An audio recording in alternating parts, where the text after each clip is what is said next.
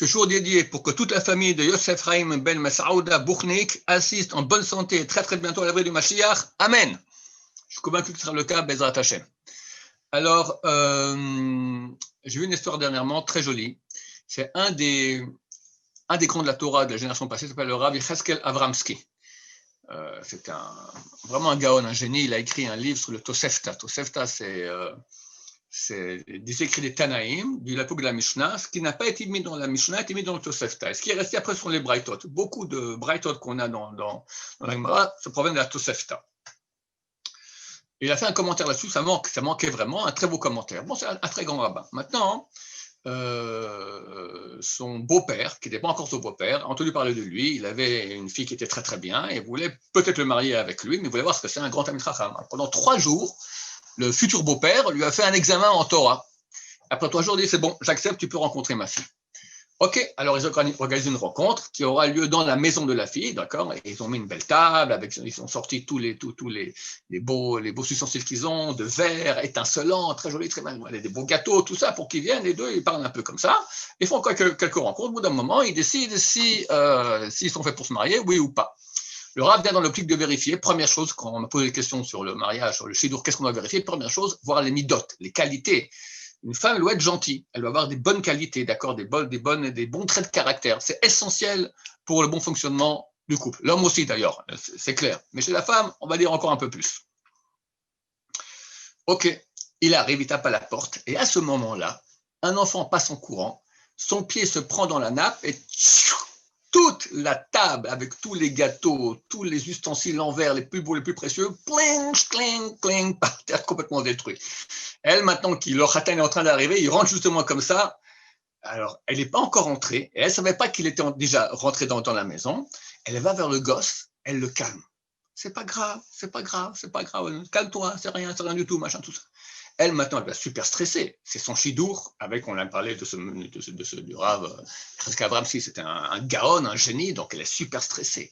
Elle pourrait dire, juste maintenant, zut, c'est exactement ce qu'il ne fallait pas, et s'énerver, tac, tac, tac, tac. Au contraire, elle est restée calme. À quoi elle pense maintenant? À calmer le petit bébé qui est complètement paniqué de ce qui s'est passé là, toute la table qui est tombée, il comprend qu'il a fait une gaffe énorme. D'accord, c'est rien, c'est pas grave, il pleurait, ne pleure pas, tout va très bien, il lui fait des bisous, etc., etc. Le Rav Yecheskel, il rentre à ce moment-là, il la voit en train d'agir comme ça. Il a compris exactement ce qui s'est passé. Il s'est dit, ça y est, c'est bon, je peux me marier avec elle. Midot, c'est 100%. Et regardez qu'est-ce qu'elle a gagné. Donc évidemment, ils ont fait après plusieurs rencontres, etc. C'est pas qu'il a dit je te marie parce qu'il a vu une seconde, mais il a à ce moment-là la précision, voilà, c'est exceptionnel. Dans une situation de pression comme ça, elle s'énerve pas. Au contraire, elle va faire attention à la sensibilité de l'autre, d'un petit bébé. Très souvent, on peut être sensible à la sensibilité de l'autre, mais d'un adulte. Un enfant pour nous, bon, ça va, c'est pas grave, d'accord. Heureusement, les enfants sont super bien,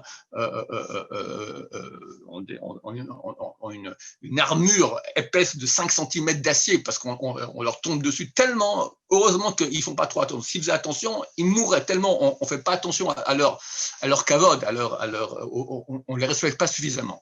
Mais là, elle a, oui, fait attention, même si c'est un enfant, elle a eu beaucoup de respect, elle s'est occupée de lui, etc., etc. Ça, c'est le côté du Rav, le côté de elle.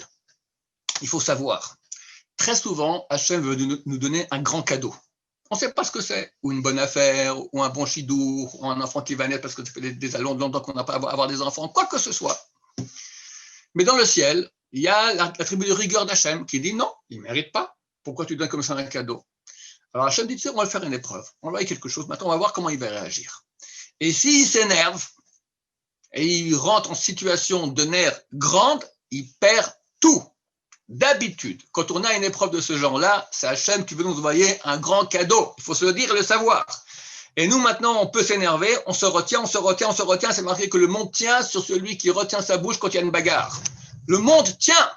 Le monde tient sur ceux qui retiennent leur bouche quand il y a une bagarre. Le monde tient. 8 milliards d'habitants. Sur quoi ça tient la Terre? Regarde, ça tient sur rien. Ça tient dans le vide comme ça. Grâce à quoi? Hachem fait que ça tienne. Mais grâce à quoi Hachem fait que ça tienne? Quelques personnes sur Terre qui se taisent quand il y a la bagarre. Tellement c'est grand. Et là, elle reçoit un cadeau fantastique, cette personne. Alors, comme je dis, ou bien une bonne affaire, ou un bon chidour. Cette fille, qu'est-ce qu'elle a reçu? Le Gdolador. Elle savait pas. Elle a réagi normalement. Elle ne savait pas qu'il est déjà arrivé et qu'il regardait comment elle réagissait. Mais du ciel, maintenant, on s'est dit quoi? Le côté du mal a dit quoi? Elle va recevoir, cette fille va recevoir le Gdolador, la grande génération, le Rav Abramski. Mais c'est pas n'importe quoi, il faut mériter ça. Alors, il y a eu toute cette épreuve-là qui est arrivée. Et elle a bien réagi, elle a reçu.